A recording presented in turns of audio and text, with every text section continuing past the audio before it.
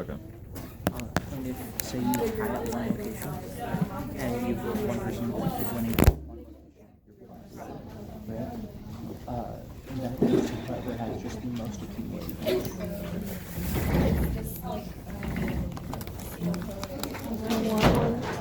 What? Imagine not being able to have shrimp chips. I can. Do you want one? We literally just checked. Like, if you can. Nope. They're full of strawberry shrimp.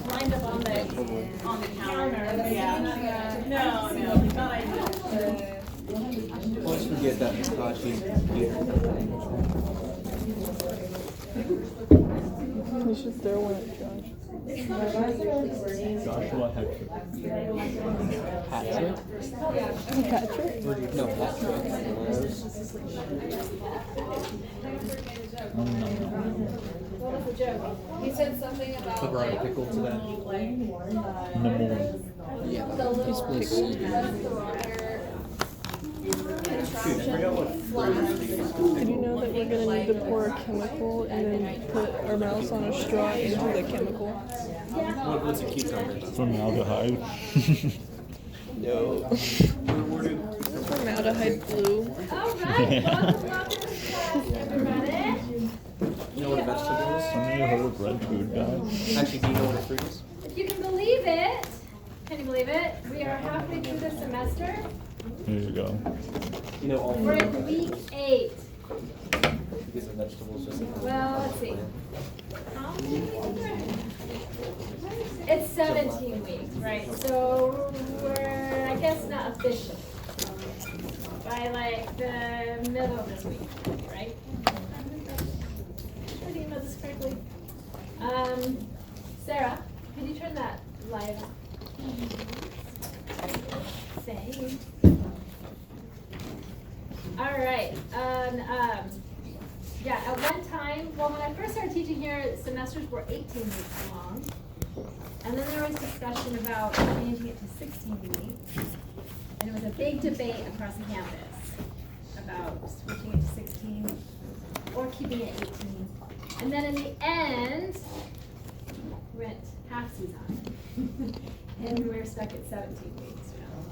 But if you notice, if you do take like a short-term course, they're 8 weeks long.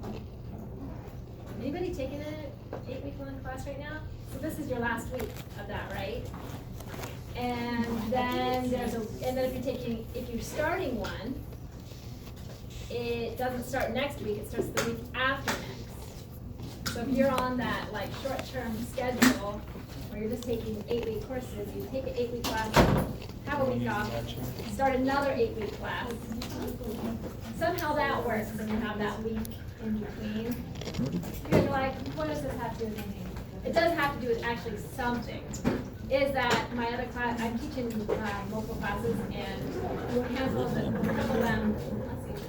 That's on the right side. 3 of them are short-term, and so this is like the last week, and so I had all this, I didn't think about it, and I had all this additional grading to do in there.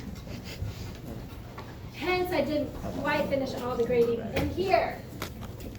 So I just kind of scheduled things kind of week off a bit. So I make it so I have a lot of grading in here to do at the same time as my 8-week classes are getting done, and I have a lot of extra grading to do there too. But I will, right before our break today, we'll pass back at least the scantrons, so that if you want to look at an exam and see what you missed on that part, you can do that, like during our break today. And then I'll pass back the rest of it on Thursday in class. Did I see a hand raise somewhere? Yeah. I was just talking about the short term. I'm pretty sure they'll end on like the 18th of March. So I think it's like next week, I thought. It's actually Friday. This Friday they end. What? 8-week classes. Are you taking one? I'm taking one. I thought that was on like the 18th. Are you taking the final? Well, there are some, I don't want to confuse you, because there are sometimes some classes that maybe did his 8-week class start at the very beginning of the semester? Okay, then it should be getting done on this Friday. But what I was gonna say is some classes might not start at the beginning of the semester, and then, you know, their start and end dates can be all over the place, truly. Most classes start in the beginning of the semester, end at the very end of the semester, right? But there's random ones. And then there's the classic 8-week schedule. Did you double check right now? Yeah, let me know, because otherwise I'm telling my 8-week classes something wrong. I know So I'm mine. like all messed up. I know mine's ending this week. Yeah, they should be ending on Friday. Some 8-week classes, they are 8 weeks, but then on Canvas they show 9 weeks, and then they just put 2 in the last week. So sometimes that can be confusing. That is confusing. And what I do, because the class started like the beginning of the week, it seems weird to end that last week on a Friday. So what I do for my classes is I tell them the official end of the 8-week term is Friday, but I'm allowing you to turn things in till the end of the day on Sunday or whatever. You know, give them those a couple extra days to push things up. And I can give you a heads up. I do that for in this class too. In that our last day is going to be Thursday, but there'll be, you know, final thing. I'll take, you know, final late work will be that Sunday night. So I'll keep Canvas open till then. It's just, I know things can get crazy at the end of the semester, so they get crazy for the professors too. So I allow like that extra time. All right. Speaking of Canvas, let's open that up here. So I did open up Brilliant Green Readings. Oh, that door back there did not get unlocked, or it got locked. Do you mind unlocking that? That's the door I can get through. Trying to sneak in, I see. Trying to. That didn't work. I just. I'm okay with that being unlocked. I just forget to unlock it. And then in the end, I'm like, it's kind of nice to keep it locked because then people are late, they have to sneak in the front. Pass it right away. It's okay. I didn't do it on purpose that way, but it just happened. It's okay. Welcome to class. Thank you. All right. I'm glad to see you have such a big smile. Okay, so Brilliant Green Readings, and I'll remind you where to find the link for the PDF, the free copy. But this is getting started, super easy reading, I think, and not very long. And I do split them up into multiple parts and give you guys, you know, I'll open it up. Part 1 I've opened today. It'll be due end of the day on Tuesday. So I'll give you a week to finish each part and just keep you moving along with the readings. Of course, I'm gonna have all the parts kind of mimic this. So if you're like super excited about the book and you wanna just get it done, you can follow this general setup and have a little notebook there, taking notes, so that when I open these next sections, you can then add those in. Okay, does that make sense? If you want to get ahead in the reading, or you're like, this is a fun, easy book, I can just read it quickly. And let's see, that is really, there we go. Whoa. So in general, and I don't know about you, but I think when you read a book, you should read the foreword and the intro, and maybe like just jump right into chapter 1. I don't know, but I'm having you read the foreword and the intro. The foreword is actually really, really cool. And anybody ever heard of the author Michael Pollan? What have you heard? Do you remember what he wrote? I just know my parents like his books. Yeah, it's cool. How about you, Jim? He did a whole bunch of stuff specifically on agronomy and the food industry. I think he does not bad. He's a New York Times columnist for a little while. Yeah, he's done a lot of really cool plant-related books, like such as Botany of Desire, Omnivore's Dilemma. Do those sound familiar to you? Maybe you've heard of them. And he's done, I think something like, oh shoot, I don't want to say it wrong. Something related to looking into psychedelics as well. and a lot of really interesting, more or less like ethnobotanical types of books. And at the end of the semester, the final like extra credit opportunity is going to be to watch the video that's based on the book Botany of Desire. It's excellent. So it's interesting to hear what he has to say in the foreword of this book. And then, so for the foreword, I want you to write a brief summary, introduction, brief summary, and then part C, you get into chapter 1, and you write the brief summary. So for each chapter after that, through the rest of all the assignments, as I open them up, it's generally going to be about 2 to 3 chapters each week is where I'm like pushing you to read along, read ahead, or read each week. And you're writing a brief summary, describe how you like the information presented in the chapter, what you thought about it, what stood out to you, what you would like to learn more about. So as long as you do all that, hit all those points, and then finally write 3 questions about the chapter that if you were the professor and you were going to put together a quiz, 3 questions that you would ask, and then a good decent question, and then write the answer in. Okay? You're going to do that for each chapter. And when I say brief summary, I mean not just 2 sentences. I also don't mean 3 long paragraphs, right? So I'm looking for something that shows that you read the chapter, the main gist of the chapter. But I'm not asking you to rewrite it in your own words. So when I say brief, I mean not going overboard and taking a ton of time on it. All right? So maybe like while you're reading it, just write some notes, and then as you're thinking about, oh, this part would be a really good question, right there. So you don't have to at the end after you've read that chapter go back, okay, what's a good question? What's a good question? You know, be thinking about these things as you're reading along. Any questions? All right. So the way you're going to turn this in is there's a text box where you'll just type in and designate it part A, B, and C, so it's easy for me when I go back and grade. Okay. All right. And then let me remind you where you can find the PDF. I don't remember. I need to remind myself too. Where did I have that, you guys? The PDF. It should be here. Why am I not? Oh, here we go. Right there. I don't know why. Right here. There it is. I just thought I was looking for a specific link. It would have been nice if I just said Brilliant Green PDF, right?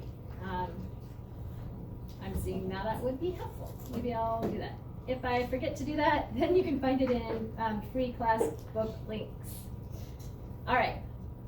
So remember, I do have this, and if you guys see anything, unless you're like, I don't want to share this with the class because I don't want them to all be applying for the same job I want. I'm just kidding. Don't do that. Yeah, we want to share it. You pass it on to me, and I'll post it here and you read it. Helpful botanical links if you're trying to for identification and whatnot. Those are great links. And then here, interesting botanical discoveries, and there's some really cool ones here that I just actually added a couple this semester that we'll be bringing up when those topics come up. And here we go, Botany Forum. A place for you, us to post photos, botanical adventures, discoveries, discuss interesting topics, and a couple of you have pulled some things in here, and that's cool. So, Taryn shared bioluminescent plants, and maybe even using them as street lights, which is a really cool idea. And we'll talk about this kind of stuff a little bit more when we get into genetically modified plants, of which this kind of thing is usually what's going on, but sometimes it can be some other thing happening here with bioluminescence. So we'll talk about that more. Jesse, I haven't seen this yet. That's cool. Thanks for sharing. Yeah, these are really cool. Oh yes, this is a good one. Crime pays, but botany doesn't. Yeah, that's awesome. And there's a couple I'd share and pull into our modules when we get into the major plant groups, because that tends to be more of like the focus, right? Yeah. But yeah, it's really. Do you want to give a quick description of what Yeah, so. crime pays, but botany doesn't? Crime Pays But Botany Doesn't is a really great YouTube channel. Many of you are either amateur botanists or planning to go into the field professionally. The dude's name is Tony Santoro. He was actually, he graduated from UC Berkeley. He specifically deals with guerrilla forestry, if anybody's familiar with that concept, basically reclaiming undeveloped spaces for local pollinators, native plants.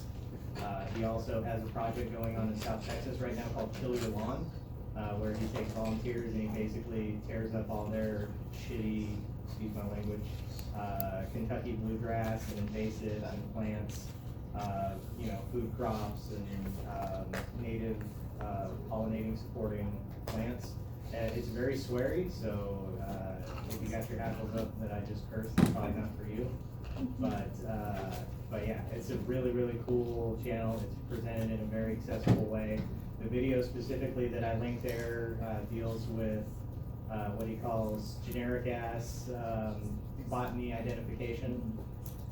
So he'll basically show you like how to type plants based on flowers, which is the best way to do it. It's informative, it's funny as hell, it's got some really great merch, so if you're interested, I definitely recommend it. I've been watching this guy for like three years now. Good flowers. So Yeah, when you so got just them, so you can you hear know, what when you're he out there sounds like, fucking that's around, funny. you know, you could be walking through a vacant lot, you see something growing out of the damn sidewalk cracks and shit. You could at least look at the flower and see what it is. Okay, it makes the world a lot more exciting. You know, and like I said before, This it's is a too great bad book, by that the the way, you and know I'll garden pull that centers copy and up the when we garden get into shows and the my old feed. ladies and the fucking housewives on Prozac, no offense, you know, kind of took the flower game away. You know, kind of spoiled it for a lot of people that might not otherwise contaminate the plants, the male, all right? Something's going on here. It's not a perfect flower, okay? Because normally you should see both parts in the same, okay? Because like I said, most angiosperms, most flowering plants have perfect flowers. Whereas if you see just one of these, but no stamens around it, not a little bug antennas, you're gonna know, okay, this is a female flower, something fishy's going on. Now all flowers are, again, it's just. So anyways, I actually have not watched this one in particular, but this is great. And I'll add a link to this when we get into the plant ID part of the semester. But like he'll have one on cacti and he's wandering around in the desert looking at different cacti and talking about them and it's good. What did you say that book was? What's that? Botany in a Day? Botany in a Day. Yeah, it's a great one. It pretty much focuses on major plant families and characteristics of specific flowering angiosperm flowering plant families in helping you be able to identify plant families easier. So we will spend like half of a day looking at some major plant families and going through some similar kinds of some plant family traits later. All right, cool. So so that's just a little reminder that we have this for our class, and so like when we go on field trips and if we take pictures of anything, any plants in our group or whatever, we can share it here, and or if you do anything interesting, maybe join a California Plant Society field trip and want to share some photos or whatever, or you're off traveling somewhere and you see something cool. If you've got a question about something, you can put it up, post it up there. All right, so back to modules here, because I want to point out different interesting links here. this is, I came across these articles a year or two ago, and really, really, really interesting. Oh wait, that's not what I wanted to. This is actually the scientific journal article, specifically talking about genus Peperonia leaf cell wall interface between the multiple hypodermis and crystal containing photosynthetic layer displays unusual pit fields. Okay, so that's kind of a mouthful, right? But just what you've learned about crystals that plants can produce, right? And we're currently learning about photosynthesis. And pit, we did learn a bit about pits.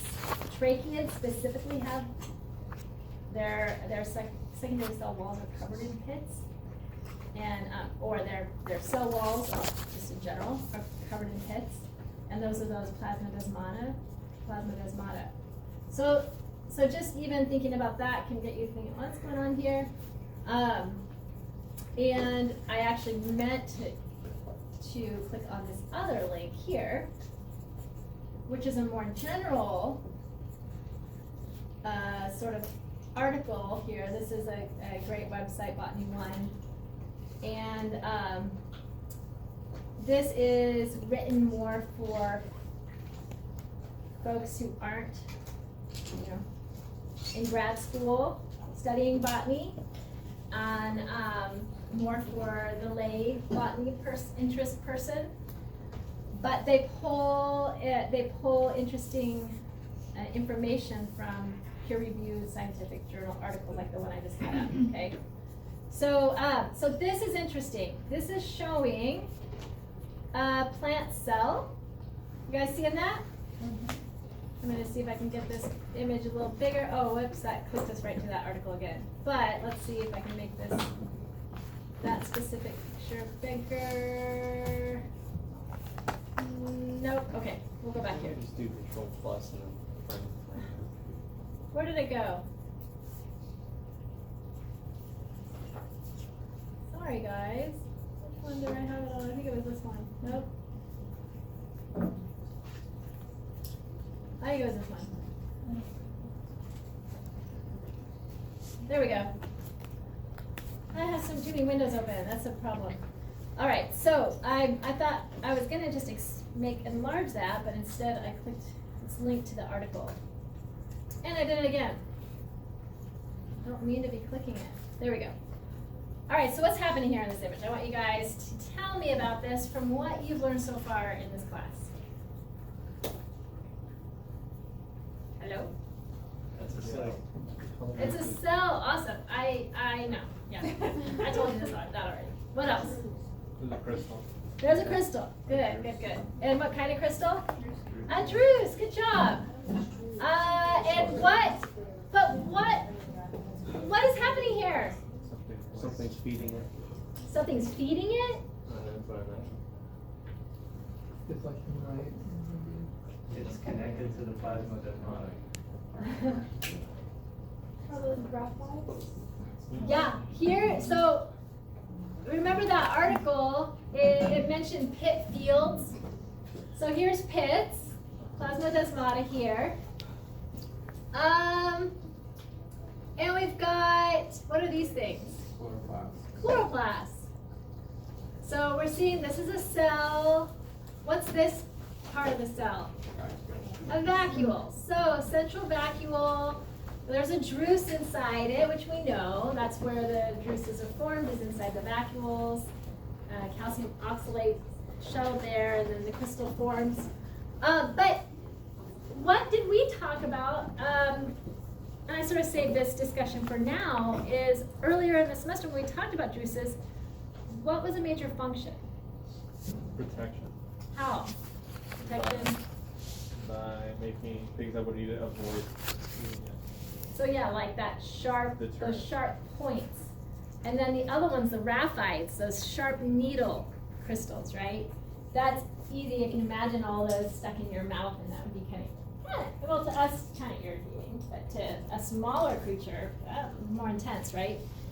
So here's another really interesting potential function for crystals. It's also a place where the plants, right, shuttle things that could potentially be toxic to the plant or not wanted by the plant to the vacuole, and then crystals can just randomly be formed. So maybe it's like, some sense that that's just the kind of the garbage area for the plant, and then it just happens that crystals are made, right? Maybe. But then protection. But then this is another interesting one. What's going on here?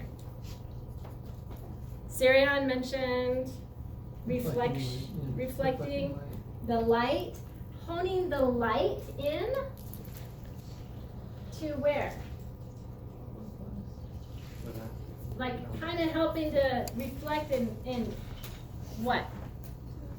Maximize the light hitting those chlorophyll pigment molecules and the carotenoid pigments inside the thylakoid membranes, right? Embedded in those thylakoid membranes.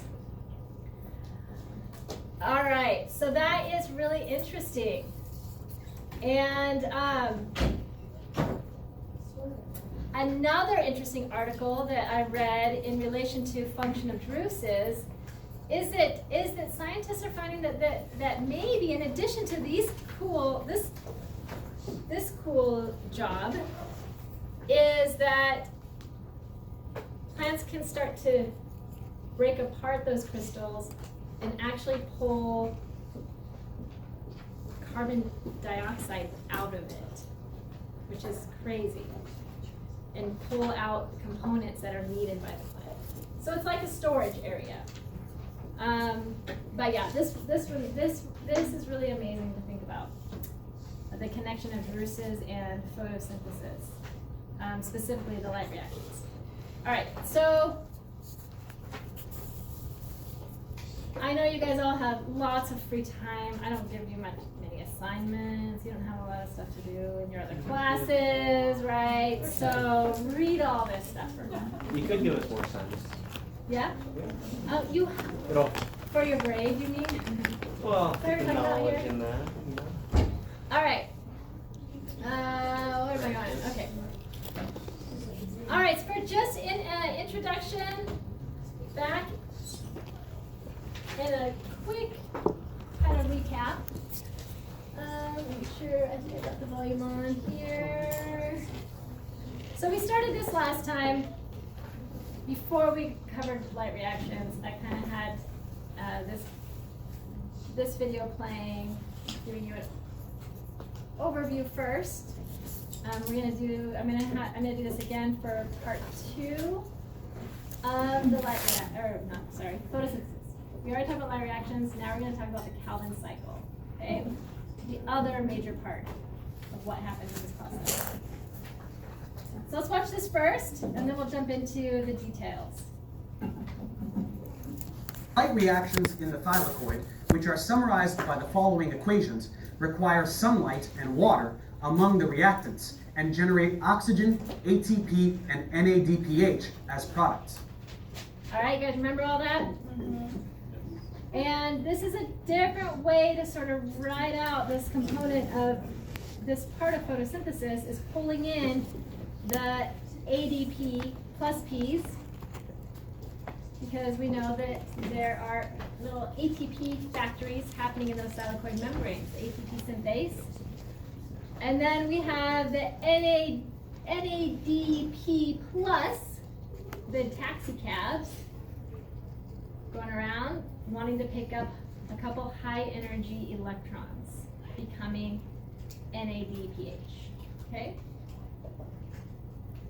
And then the ATP and the NADPHs are used in the Calvin cycles. ATP and NADPH are then used in the Calvin cycle, which occurs in the stroma. This is where all the synthesis occurs. Unlike the citric acid cycle, which is catabolic, the Calvin cycle is anabolic, building organic molecules from smaller components, requiring energy to do so. This happens in 3 phases.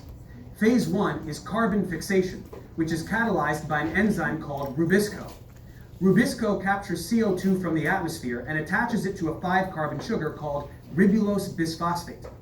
The resulting 6-carbon molecule is unstable and splits into 2 molecules of 3-phosphoglycerate. Phase 2 is reduction. Each of these molecules receives a phosphate from ATP and is then reduced by NADPH, after which it loses a phosphate to become glyceraldehyde 3-phosphate.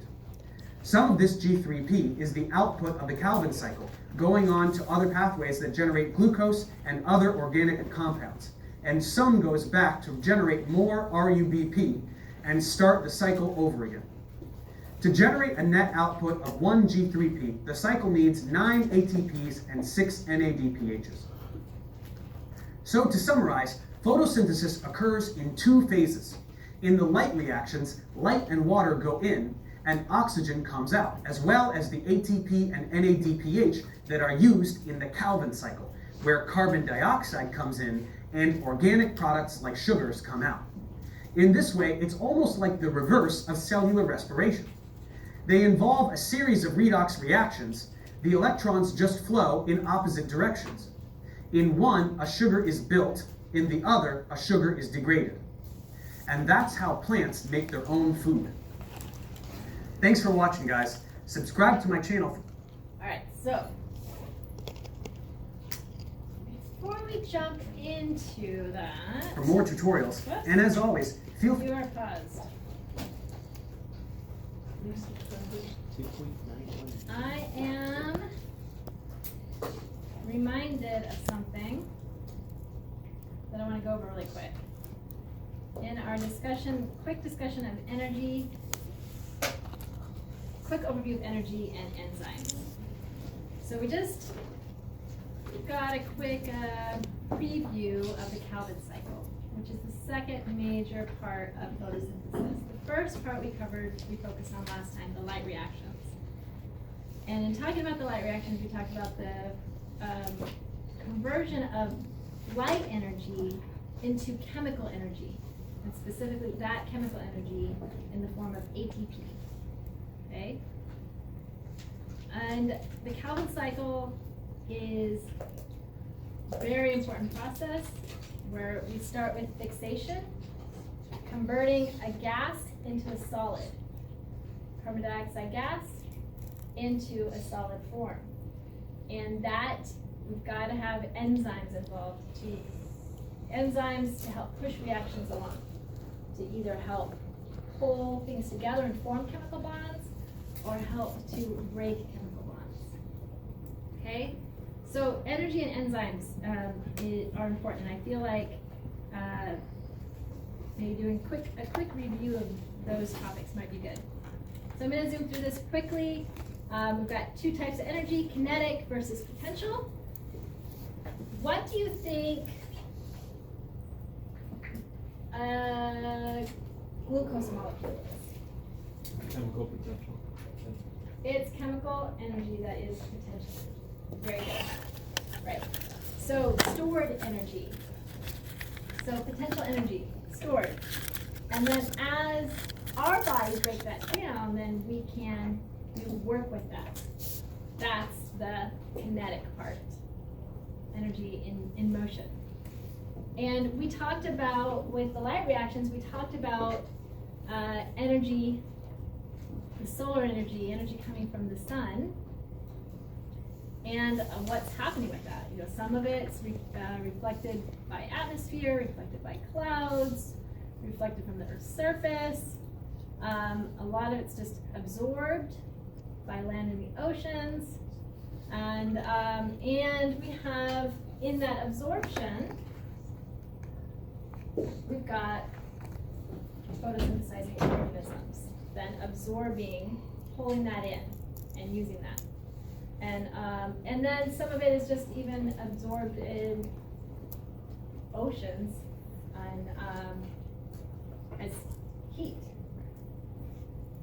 Pulling that in. But then when we're talking like the all those photosynthetic organisms out there in the ocean as well.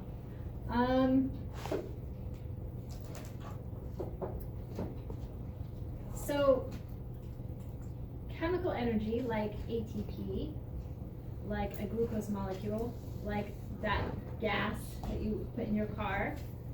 These are all, if we go to the molecular level here, there's energy stored in these chemical bonds between the carbon atoms, between the carbon atoms and the hydrogen atoms and the oxygen atoms, those chemical bonds there. So if we put gas in our vehicle and we drive around, combustion happening is breaking those molecules apart and using that energy, making use of that energy that's stored there in these molecules here. Oxygen is needed for that to happen, and just like for cellular respiration within our mitochondria, oxygen is needed in order to complete that breakdown of these molecules in order for our cells to make ATP to use, which is another chemical potential stored energy that then is used for kinetic energy to do work. All right, so this is just kind of overview of stuff that you've already learned before, already makes sense in our minds. And we've been talking about ATP. ATP is produced in chloroplasts, and that ATP is important to do the final part of photosynthesis, which is the Calvin cycle. So for Calvin cycle, we need ATP. And that ATP helps to build sugar. Now, the cells of the plant, the other parts of within the cell, the other work that's needed is also done by way of ATP. But that ATP is produced by mitochondria, which we'll get into in more detail as well. So, and what's happening here? How does ATP work? And I'll go over, first of all, the molecular structure of ATP, and then give you some examples of how ATP actually is used to do work. So first off, ATP is adenosine triphosphate, so 3 phosphate groups attached to adenosine. And adenosine is made up of adenine and ribose. And what's really interesting when you look at the chemical components of ATP,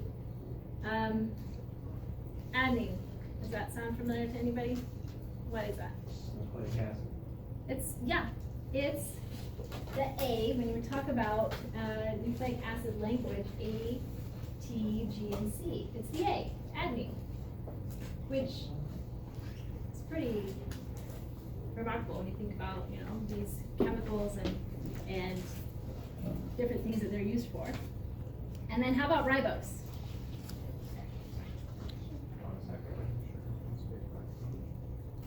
Yeah, and so ribose is a sugar in the backbone of RNA, actually.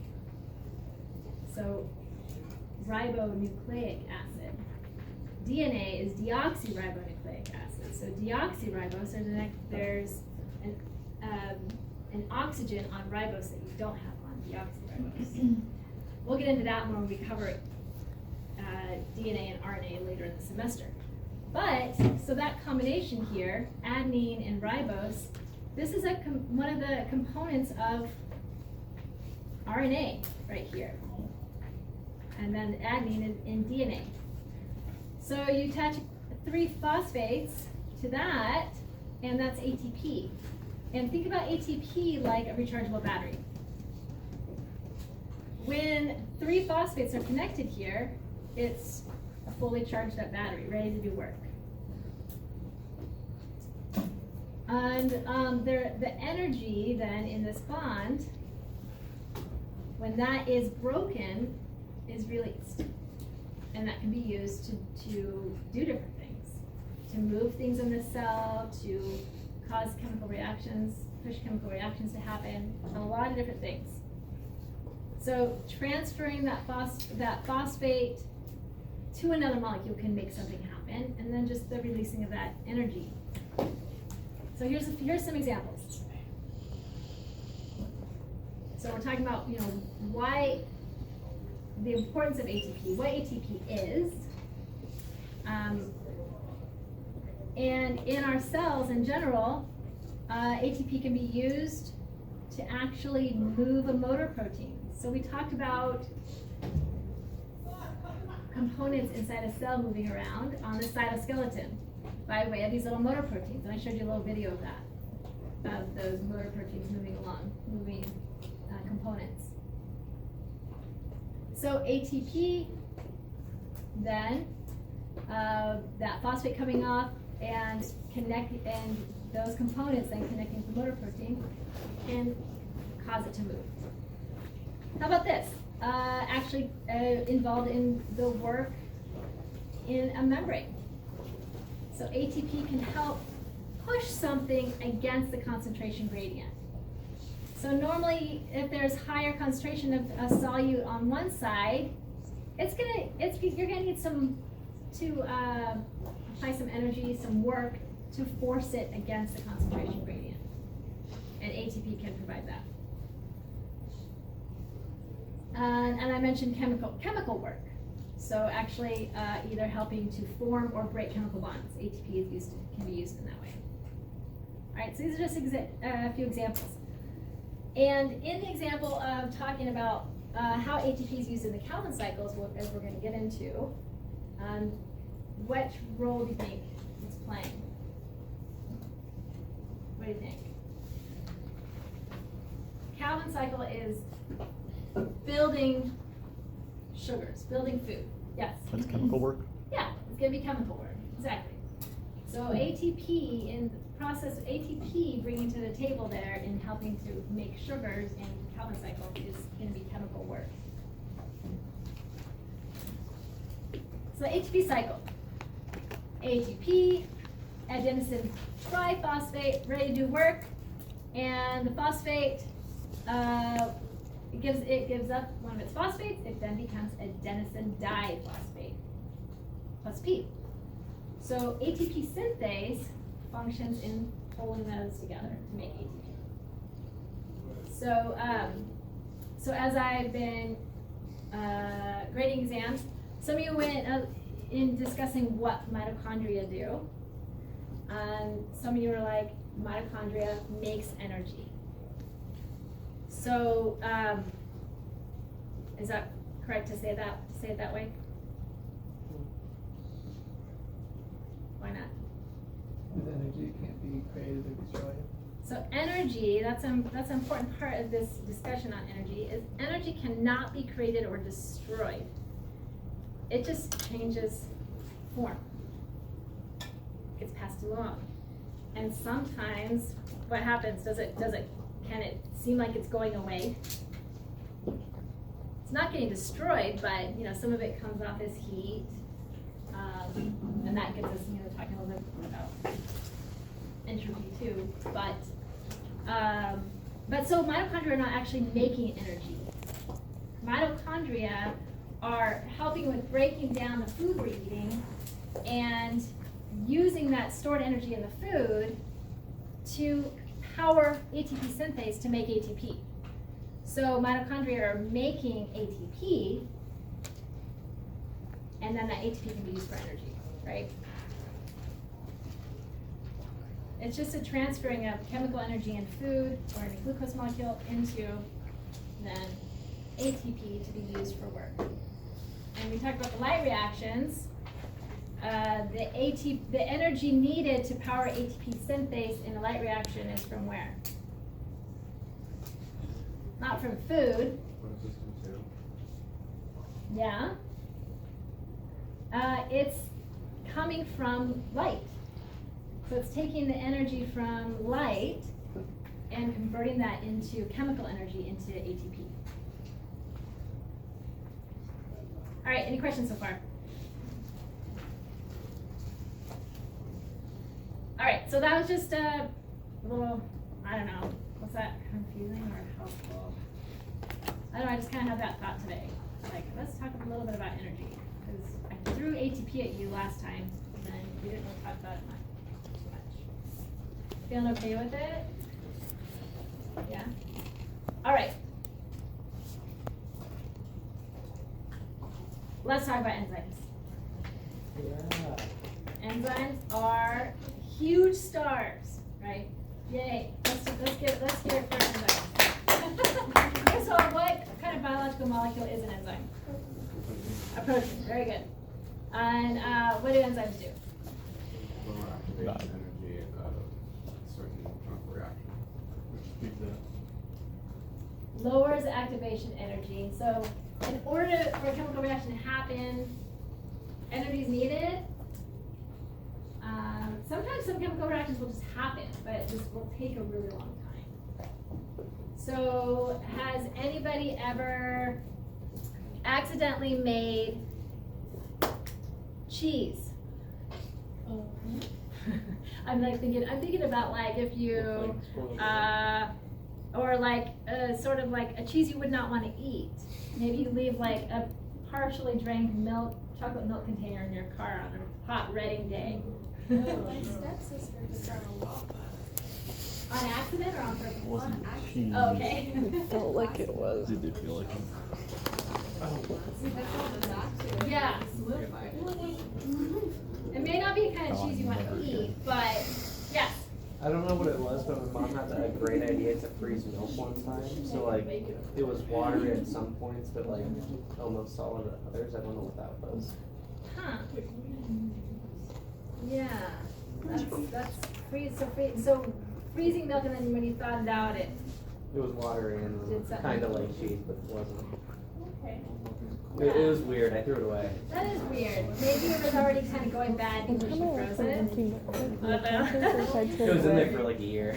Like it looked like there was blood. Yeah, maybe it needed to be I was at the bottom. homogenized again or something. I don't know. All right. So my point with milk is if you just leave milk out or in a warm area or just out, it doesn't even have to be warm for a really long time, what's going to happen? Yeah. Well, one time I left milk under one time I left a milk jug underneath like my cupboard in a cold, dark place for like probably 4 years, and the milk inside actually just turned like red. And that's all. I was wondering what causes milk to turn red and like coagulate and turn red. I think there was probably some microbes in there Probably. that were given that color. I forgot to check with milk in my bag over like the summer in elementary school. That was so bad. So Yeah. Well, one of the things that happens is it can start to like congeal, or get like thickened, right? And that's curdling. The milk will start to curdle. And that curdling, you can separate that curdling part from the more clear liquid part, which is the whey, and then you can make cheese out of that curdling part. Or maybe like earlier would be like yogurt or something like that, depending on what you got going on. But if you just let that happen, and not in a controlled environment, and you can just let that happen over a longer period of time, it can be pretty gross. But if you're like truly trying to make a cheese, and what most people do is they'll add something to it, and that lowers that activation energy amount needed in order to cause the milk to thicken. And so that's an example of where it'll just happen on its own. But if you want to speed it up, so you limit the amount of other bad things to start growing in there too, that can make it taste gross or make people sick, right? If you don't want to have other harmful bacteria starting to take root and take over, then you might add something like rennet, which is actually. And traditionally what they would do is use like baby cow stomach section and or even a whole stomach, and they'll just throw it in the milk. I know that sounds gross, but there's enzymes in baby mammals' tummies. There's special enzymes in there that will quickly curdle milk. And just interesting, idea, question. Why do you think that's important? for young newborn Because they mammals. can't process it themselves. Digest, yeah, they obviously, mammals, like, you know, you think about what makes a mammal is mammary glands, right? And the new babies will drink the milk from the mom. And that's liquid. So new mammals will quickly solidify that milk in order to get it to stay in there longer. So they can digest as many nutrients as possible. So you know, a baby, anybody ever hung out with a newborn baby? Yeah. And you don't ever want to like do airplane too much with a young baby who just had milk. Something might happen. Oh yeah, and it curdles fast if you've experienced spit up, baby spit up. So point being, it's a naturally occurring enzyme in mammals. But you can mimic that and have like a vegetarian version with like citric acid can help cause milk to curdle. So you can add lemon juice or vinegar or other things you can add. Yes? That citric acid and milk combination can also be used as a replacement for things like buttermilk. Yeah. But quick. Yeah, it happens like really if you quick. want buttermilk fast, you can do that. You're right. And I- but then if you want to like take it even further and have cheese produced, like, there is a way to do it too. Yeah. Not vegan. Then you can use like a non-cow milk, right? Yeah, Or I non-mammal milk. used regular milk, and I realized I didn't have any buttermilk for it was like donuts I was making. So Okay. I used some lemon juice. And you looked it up and And- saw you do it. Yeah, I found out that you could do that, and I ended up not using all that I made, and I accidentally left it out, and it didn't look very pretty. It didn't. It didn't smell very pretty either. How long was it left out for? Well, the problem Much longer with things than being it left should've. out, like too, like if it's open, things can get in, and you can have all kinds. It was of definitely just an open container, so open container. longer than it should have been. Yeah. All right. So enzymes. Okay, it's just discussing enzymes, and they are special proteins that help speed up chemical reactions. All right. So here's an example of how enzymes work. So if we're talking sucrose, and what organisms make sucrose? Plants. Plants make sucrose, and then we might eat sucrose, and we have special enzymes that help to break down sucrose into its components. So sucrose is made up of glucose and fructose. So we can see sucrose here, and there's a chemical bond. And the enzyme sucrase, not always, but often I mention enzymes end in ACE, A-S-E. And the shapes of proteins are really important. So you've got your amino acid chain, and it folds in on itself, and you've got that primary structure, secondary, tertiary structure of these proteins. Their shape's really important because, like for instance, enzymes will have a special location on them that's called the activation site, where the substrate will fit right in, and it actually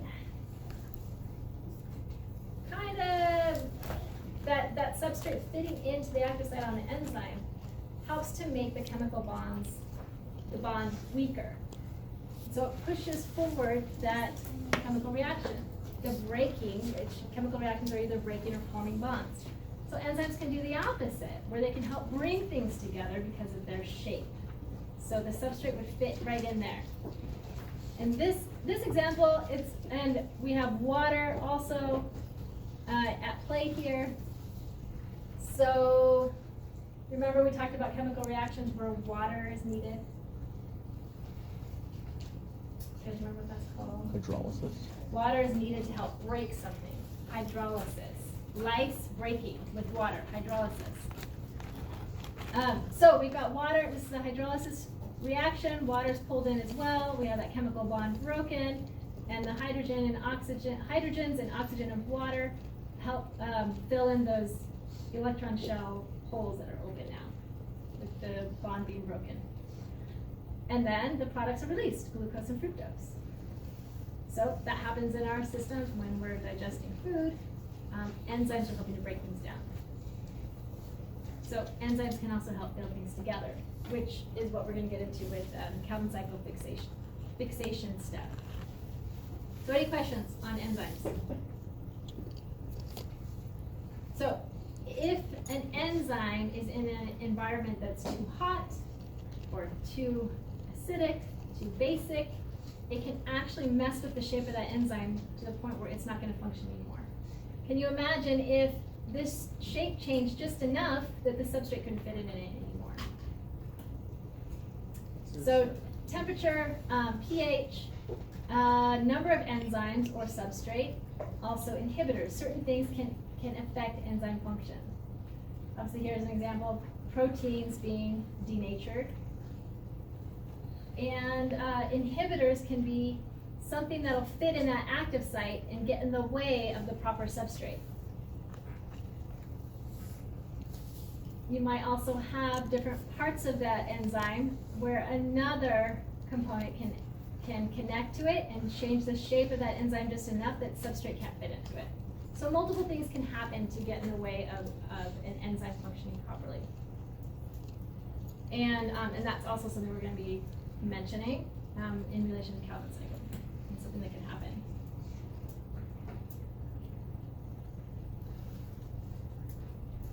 Certain insecticides, herbicides, antibiotics, certain medicines can kind of actually do this and get in the way of really important processes happening by coming in and causing an enzyme to stop working properly. So then important chemical reactions might not occur. And within the mitochondria, there's a really important part of the electron transport chain. So we talked about electron transport chains and the light reactions. Something similar is happening in mitochondria. And there's a certain type of chemical component of cyanide that can get in there and cause an important enzyme to not work.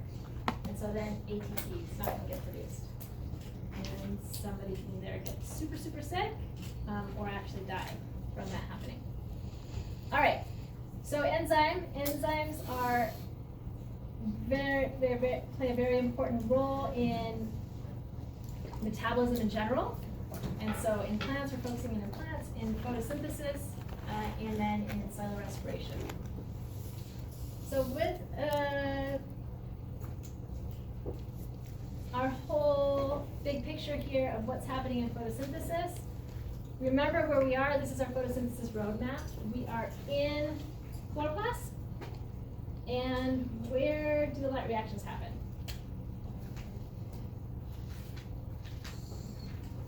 Where do the light reactions happen?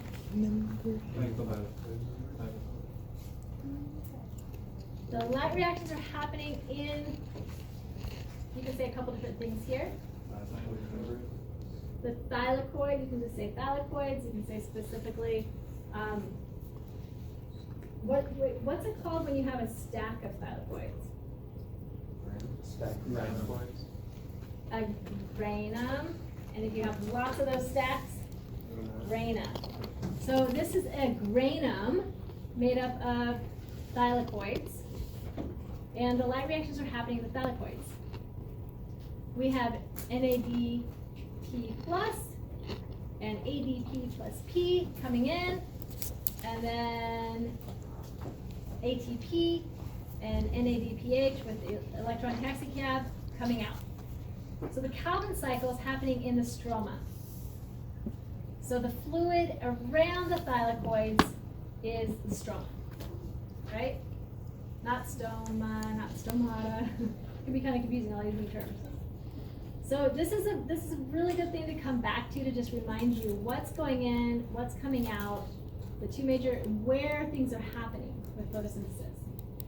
All right. right, so Calvin cycle, we know that ATP and the high energy electrons originally from water are coming in to help make the Calvin cycle happen. ATP is powering it, NADPH is providing high energy electrons. And then we gotta have carbon dioxide come in. And what's produced might be stored in here as starch in the chloroplast, and then can be sent out and be made into sugar, can be broken down by way of mitochondria, cell respiration, or it can be used to produce cellulose, can be used to make some sort of chemical compounds for toxins, all kinds of things.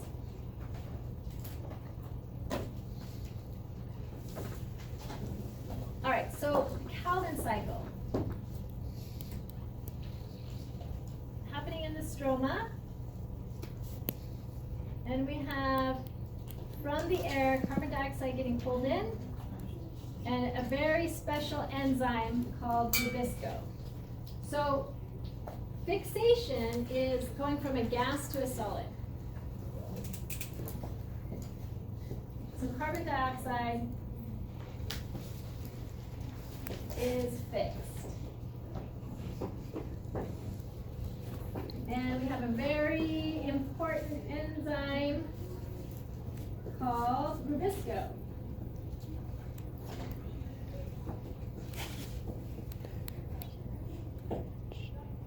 And so it doesn't follow that classic rule of an enzyme ending in ASE. So this is Rubisco.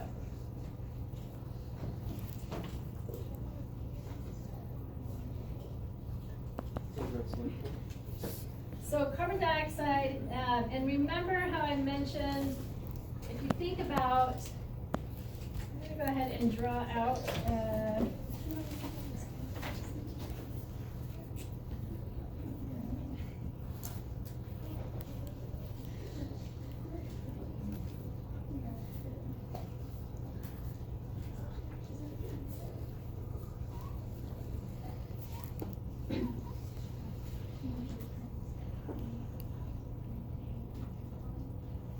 this is kind of a funny drawing here, okay? So, what I'm showing here is Rubisco. Whoops, Rubisco. And this enzyme is actually not breaking chemical bonds, it's actually helping to form chemical bonds. And it's pulling together carbon dioxide and 5 carbon molecule called RUBP, ribulose 1,5-bisphosphate. So you have 5 carbons, 2 phosphates, and hydrogens and oxygens.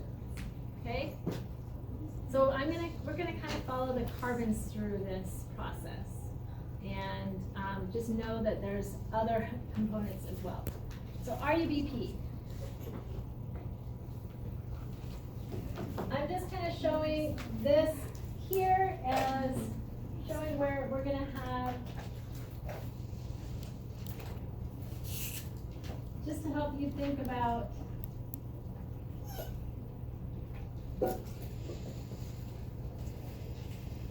RUBP, 5 carbons, okay?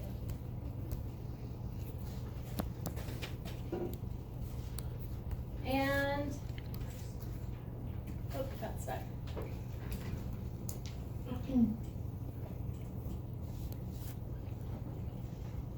RUBP, and then we have our carbon dioxide. So, these are just little, this is just keeping things simple, following the carbons through this process. All right, so RUBP and carbon dioxide are pulled together with the help of the enzyme Rubisco. And RUBP is a solid, carbon dioxide is a gas. This process is fixing the carbon dioxide. But there's an intermediary molecule that's created by this process, and it actually quickly gets split into what's called a 3-PGA. So 3-phosphoglyceric acid. And so let's follow the carbons through. RUBP is a 5-carbon molecule, carbon dioxide is a 1-carbon molecule. Pulled together, you have this intermediary 6-carbon molecule produced that quickly splits into 2. And it splits into 2 3-PGAs. Okay? So it splits into 2 3-carbon molecules.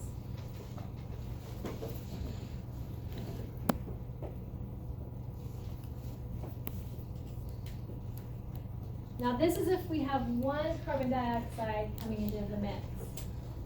Okay? In actuality, this is happening, we think of a cycle as happening in a circle, but it's just happening all throughout the stroma, the fluid inside of the chloroplast. And so it's just happening, and we've got carbon dioxides coming in, multiple molecules of rubisco enzymes in that stroma. Okay, so imagine it's happening all over. So let's jump ahead and say there's 3 carbon dioxides get pulled into this mix, and then that gives us then 6 3-PGAs. And the reason I'm saying 3 here is because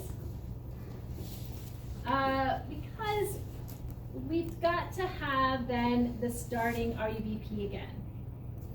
And in order to have enough of everything to have an output of a molecule that we can then make glucose out of, we've got to have 3 carbon dioxides come in. The molecule that goes out is called G3P, and it's made of 3 carbons. So in order to have that come out of this process, we need 3 carbon dioxides coming into this. And so then we would also need then 3 RUBPs in this process, which would then mean we would have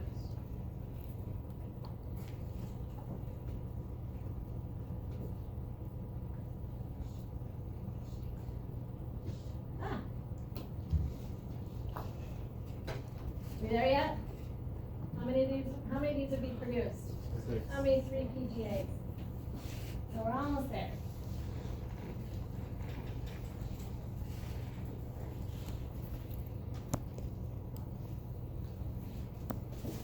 So six of these are produced. And step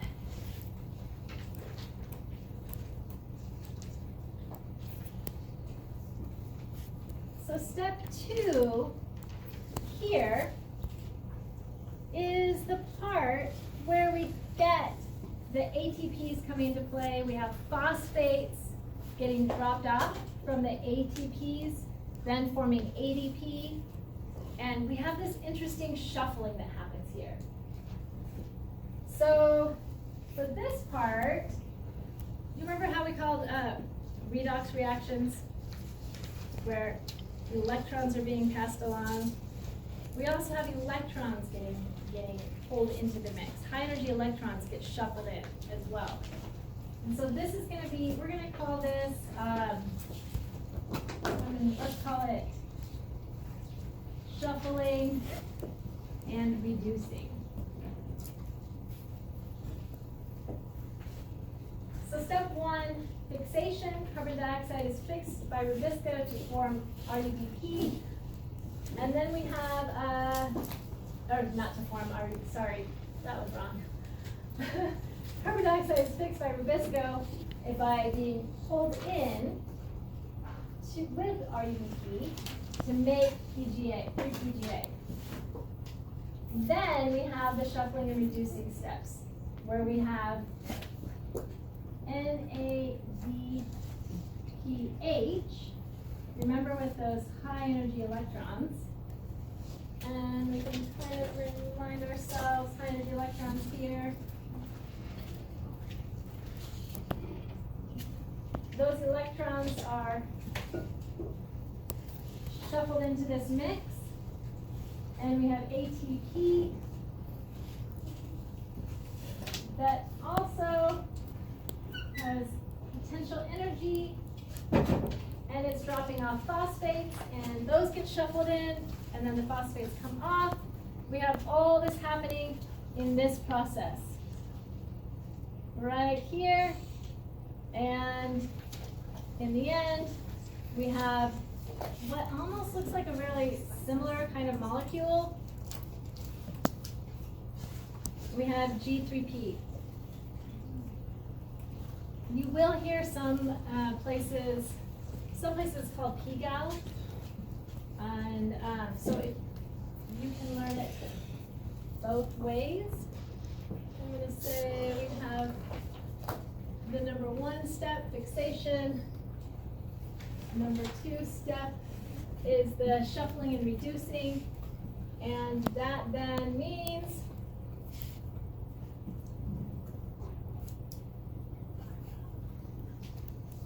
G3P can be used for something else, whereas all the rest we have 5 times then G3P 1 can be sent out to be used for making sugars, to be used for whatever the plant needs, or kept inside the chloroplast as starch. That can be, you can make glucose out of that. It can be used for cellulose.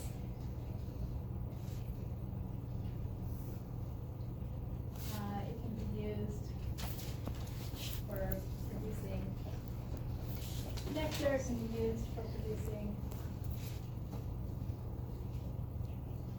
chlorophyll molecules, or any kind of, we'll just say, pigment molecules.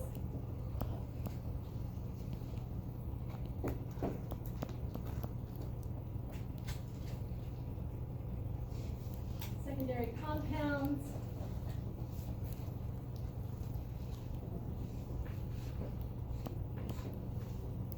This can be used for any of these things that the plant needs. Starch for storage,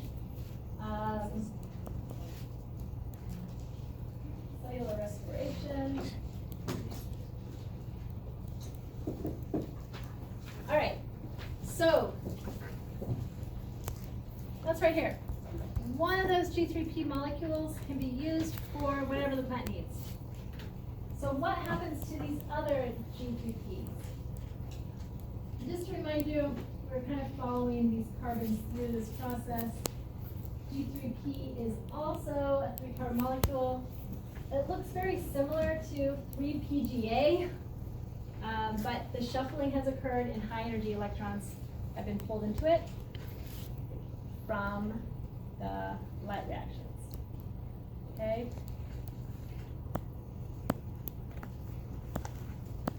Let's see. These 5 extra G3Ps are needed for that final step, which is step number 3, and that is regeneration of RUBP. So RUBP,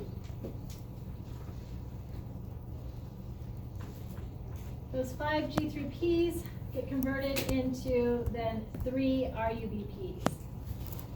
So RUBP is made up of 5 carbons,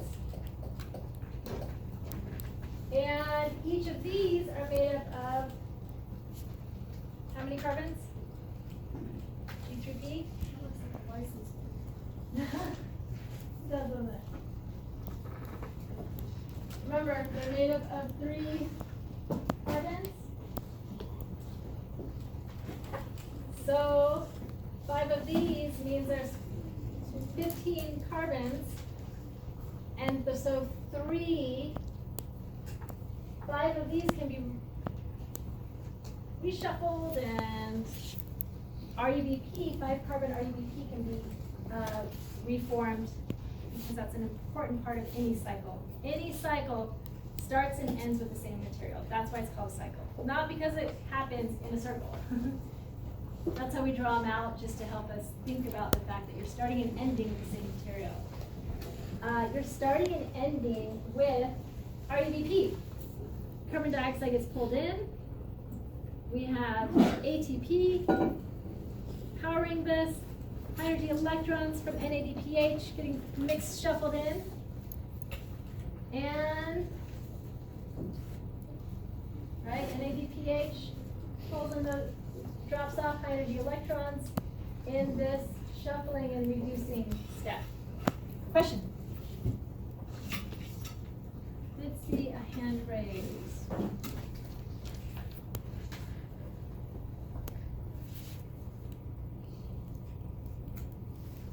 All right, quick question. Where is this happening? The Calvin cycle, where is this happening?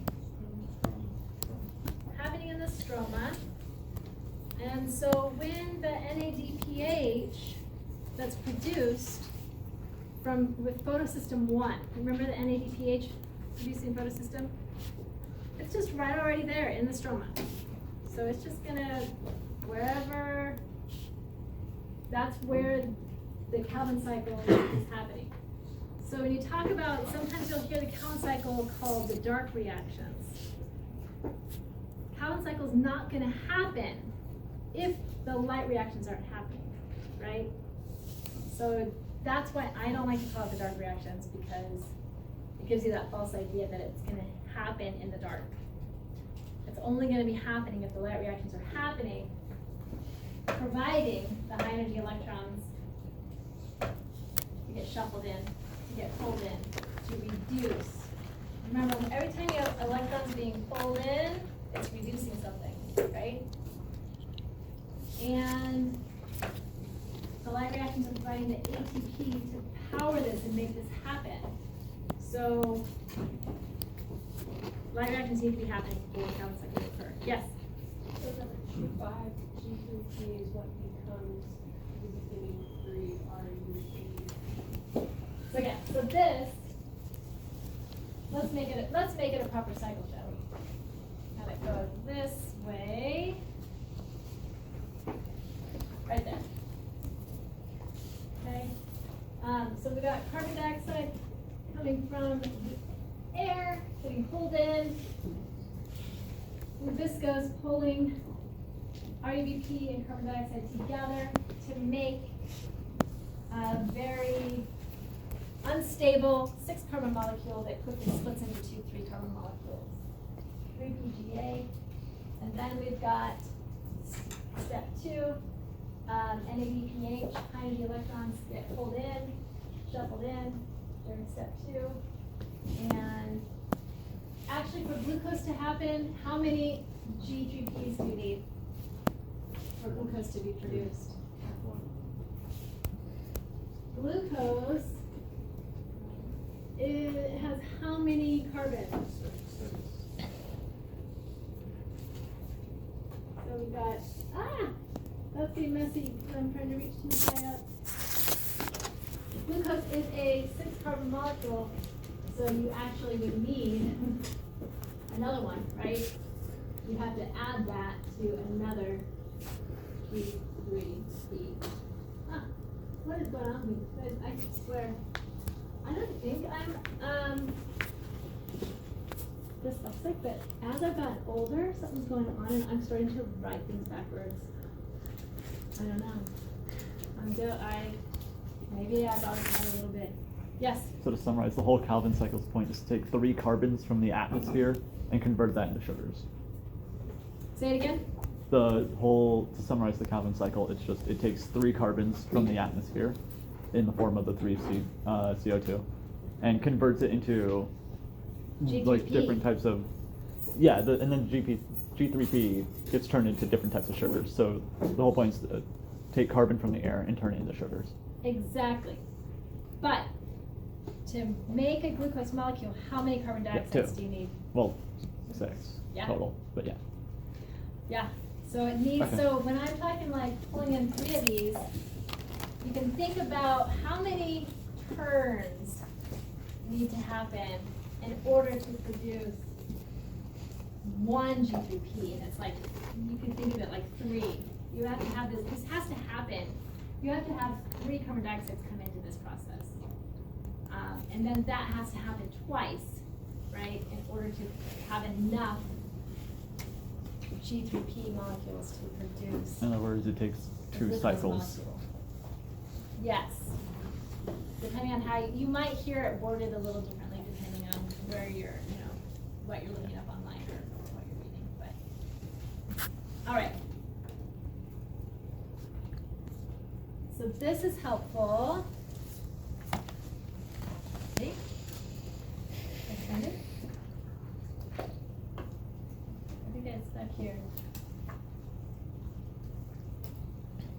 So then is that 1 G3P gonna make more energy than the 6 NADH?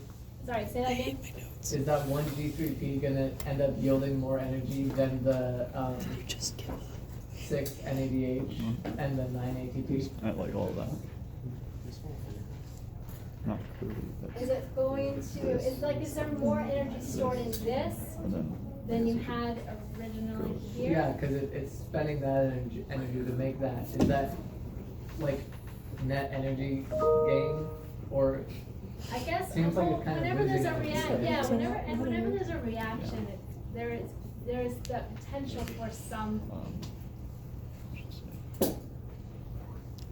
I mean, if you're thinking about, So is it just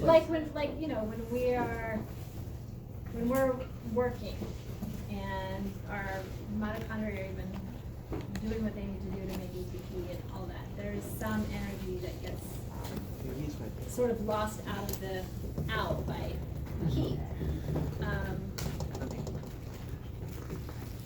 So I guess like how many G3P make 1 glucose? 2. 2. So then you'd need 12 NADH and 18 ATP to make 1 glucose. all this stuff is smudge. Because it's 6 and 9 per cycle. Yes, you would. Isn't that like more energy than you yield from the glucose with mitochondria? That's a really good question. It See, kind of depends. I said Because my it eye sort of doctor fluctuates sent me to another with place. maybe around 30 Yeah, you could something get surgery done. ATPs. I don't know. I've seen it like So sometimes I 38 should or just so go to the ATPs can ER be every produced so by the often. breakdown of 1 glucose molecule. And A doctor's goal so we'd have is to heal to. you. It's to keep bouncing you back and forth. So then you have to if keep you're coming putting back. in 12 NADH and like 18 ATP, Doesn't isn't even that benefit him. more energy put in than will be coming out of that 1 glucose? Well, no, maybe it's closer to 36. It must be 36. Yeah, I think it. Because maybe pH, So they're trying to doesn't make that that money yield now. like 1 yields 2.5 ATP? I should have started making it 18 years ago, actually. I know, it just seems like it's losing Let me energy. pull know. something up here really quick. My greatest regret.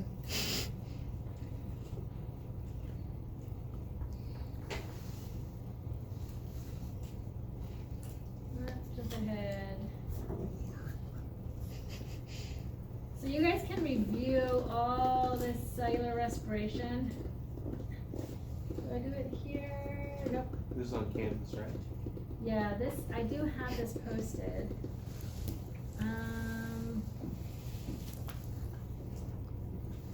Maybe I do have 38 here. But it can fluctuate depending, I think on what's going on in the organism essentially.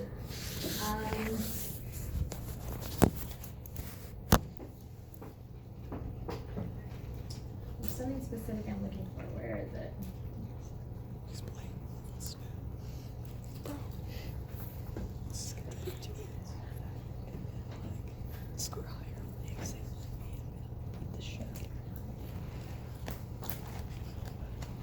Off the top of my head, I'm forgetting. So there's one.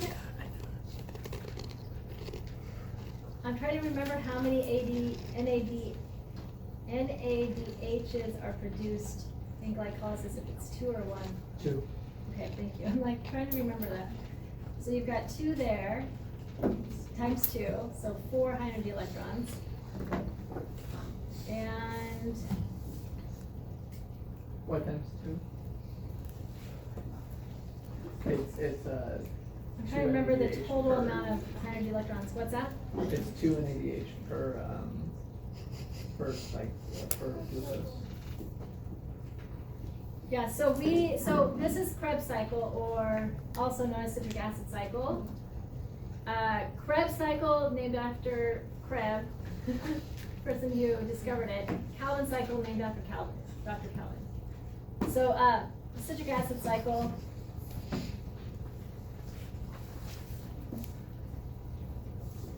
So so what we just covered is the building of G3P, which if you have 2 of them, we can make glucose, right? Which is a 6-carbon molecule. Now, the reverse of that, and the plants do this as well, they can take that glucose molecule, connect it to a whole bunch more, and have starch. But then let's say it needs to break that down, it needs ATP. So it can shuttle that into the cytosol. And in the cytosol, we have the first step of cellular respiration occurs in the cytosol, which is glycolysis, which is that first breakdown of the glucose molecule. And you do get some ATP and high energy and electrons from there. And so Sarian has a great question, is trying to think about the opposite of this. If we've got the building of this glucose molecule over here, when it's broken down, is that the same amount of energy that you can get from that as what was put into this whole process? So I don't want to lose you guys in our discussion of this, because it is important for you to have a basic understanding of cellular respiration. And I do have the slides in Canvas, and also there's a couple great little animations for you to watch to help give you that background. But really, what's going on is first off, you've got glycolysis that occurs, and then you have a citric acid cycle. Glycolysis splits that sugar molecule, that glucose molecule, in half, and starts pulling those electrons out and makes a little bit of ATP. Then you've got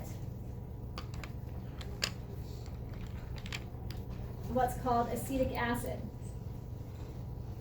And 2 acetic acid molecules resulting from that initial breaking of that glucose molecule. And some carbon dioxide released. So carbon dioxide, that's that first step. Glycolysis is it's not showing it here, but some carbon dioxide is produced. And that then is a gas. So we have sort of the opposite of fixation happening, the breaking down, the breaking up, and releasing that carbon dioxide back out. And in that process, the electrons are taken. But the electrons are showing here by this orange line, are taken by a sort of cousin to NADPH. It's called NAD. So just think it's a similar molecule, but it is helping with cellular respiration, not photosynthesis. Photosynthesis starts with a P. NADPH is the taxi cab for shuttling electrons around for photosynthesis. So, to help you kind of remember, similar kind of thing happening within mitochondria.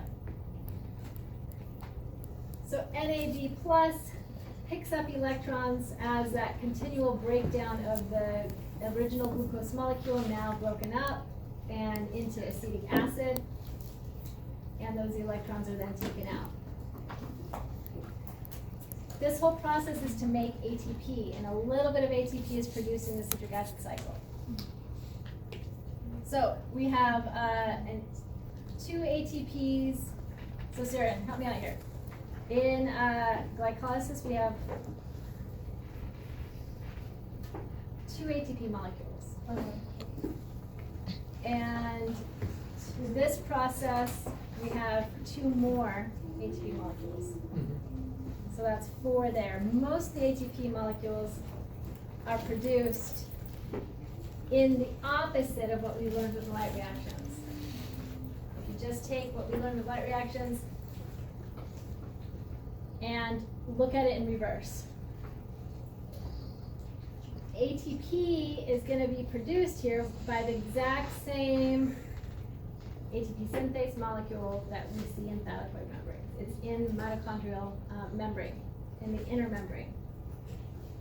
And that's produced by way of high proton, hydrogen ion concentration, then building that up between 2 membranes, the outer membrane and inner membrane, in this inner membrane space that powers ATP synthase to function.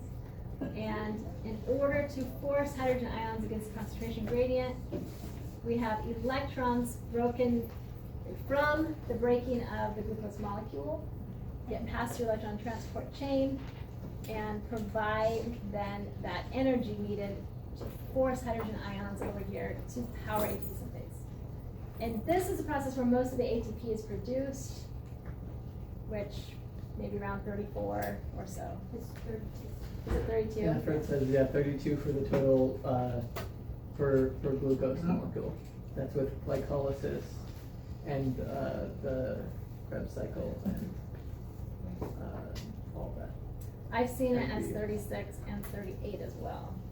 Allegedly the 38 is an older figure when they assumed that every electron or every proton going through the ATP synthase yielded exactly 1 ATP, but apparently it's more like 3 protons yield 2.5 ATP. Yeah, okay.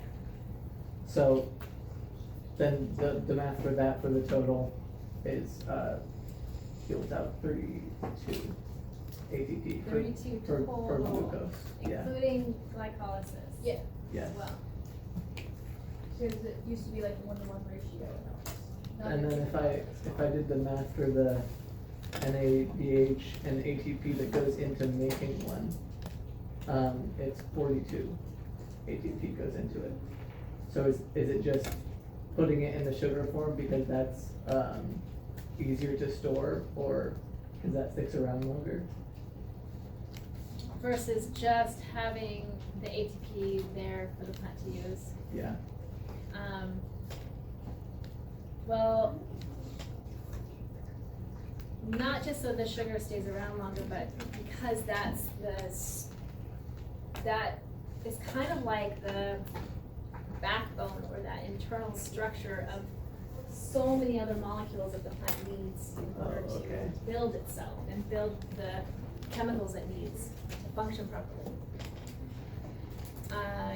You've also got, all those carbon-based biological molecules, Or from even ATP. amino acids too. Like So it's not you just need to have that. Those come from carbon dioxide, and through this whole process. So I could add proteins, enzymes into this as well. Building new nucleic acids So DNA and RNA, all of that kind of stuff, ribosomes, all these things, more Rubisco. Wouldn't also with the production of ATP in the chloroplast itself offset that cost as well? Because you're producing ATP just from that proton gradient that's being generated during photosynthesis. Well, I don't, That's that's a what really the- good question. This, or the other slide thing said that the NADH that goes into this is from that. So all 6 of the NADHs are from the light reactions. The NAD. NADPH, yeah. H, yeah. I know it gets confusing because they're the NADH in NADPH, yeah. mitochondria, NADPH in chloroplast. It gets complicated, you guys, as you can see. And then when you start adding up all these components and what's being used where, it's tricky. So I don't know really exactly what's going on there with the number of ATPs. I'm sure there's a paper out there we can look up to see, just as those of you, I think maybe in Bio 1, did you learn about that with the ATP, the number of ATP being produced compared to hydrogen ions? Yeah. Yeah. So I'm sure there's been studies where they're looking at that too in thylakoid membranes and what's happening there. Okay. But I am not up on that, so. But having you ask the questions was really good, and we can look into that. All right. We were. So we'll watch that, and then I'm gonna pass back your Scantrons, and then we will take a break. Okay. I think we're kind of running out of space, out of time though, to get into cell respiration in too much detail. But from what we've discussed, it's really the reverse of what you've learned about so far with photosynthesis. I am going to strongly advise you to review it on your own and go in and watch those video clips I've got in the photosynthesis and cell respiration module. Okay, guys? Yes? All right, good.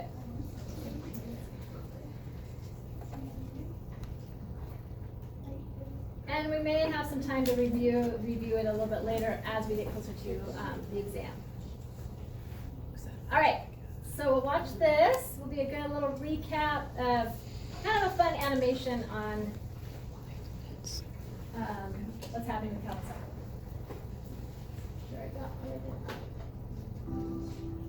You're facing a giant bowl of energy-packed carbon crunchies. 1 spoonful, 2, 3. Soon, you're powered up by the energy surge that comes from your meal. But how did that energy get into your bowl?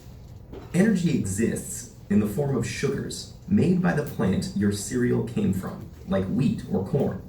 As you can see, carbon is the chemical backbone, and plants get their fix of it in the form of carbon dioxide, CO2, from the air that we all breathe. But how does a plant's energy factory, housed in the stroma of the chloroplast, turn a 1-carbon gas like CO2 into a 6-carbon solid like glucose? If you're thinking photosynthesis, you're right.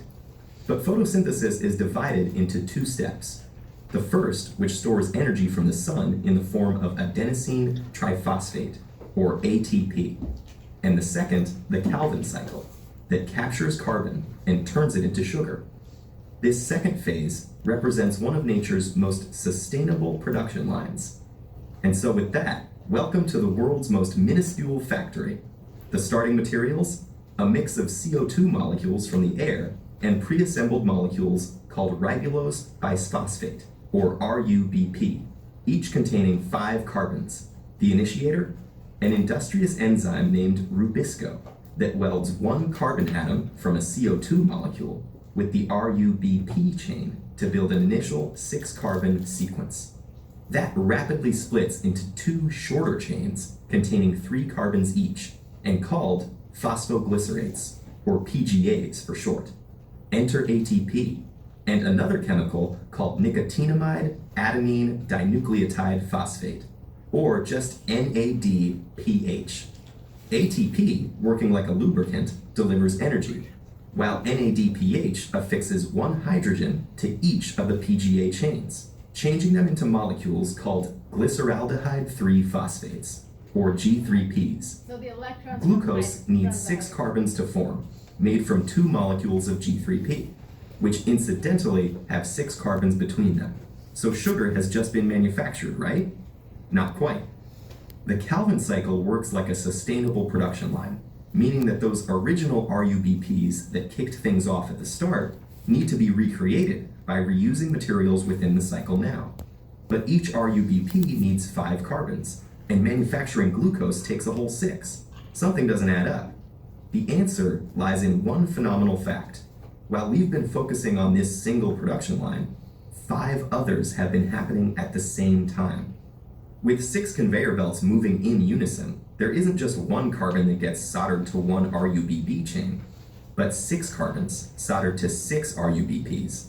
That creates 12 G3P chains instead of just 2, meaning that altogether 36 carbons exist, the precise number needed to manufacture sugar and rebuild those RUBPs. Of the 12 G3Ps pooled together, 2 are siphoned off to form that energy-rich 6-carbon glucose chain, the one fueling you via your breakfast. Success! But back on the manufacturing line, the byproducts of this sugar production are swiftly assembled to recreate those 6 RUBPs. That requires 30 carbons, the exact number contained by the remaining 10 G3Ps. Now, a molecular mix and match occurs. 2 of the G3Ps are welded together, forming a 6-carbon sequence. By adding a third G3P, a 9-carbon chain is built. The first RUBP, made up of 5 carbons, is cast from this, leaving 4 carbons behind. But there's no wastage here. Those are soldered to a 4th G3P molecule, making a 7-carbon chain. Added to a 5th G3P molecule, a 10-carbon chain is created. Enough now to craft 2 more RUBPs. With 3 full RUBPs recreated from 5 of the 10 G3Ps, simply duplicating this process will renew the 6 RUBP chains needed to restart the cycle again. So the Calvin cycle generates the precise number of elements and processes required to keep this biochemical production line turning endlessly. And it's just one of the hundreds of cycles present in nature. Why so many? Because if biological production processes were linear, they wouldn't be nearly as efficient or successful at using energy to manufacture the materials that nature relies upon, like sugar. Cycles create vital feedback loops that repeatedly reuse and rebuild ingredients, crafting as much as possible out of the planet's available resources. Such as that sugar, built using raw sunlight and carbon, converted in plant factories to become the energy that powers you and keeps the cycles revolving in your own life.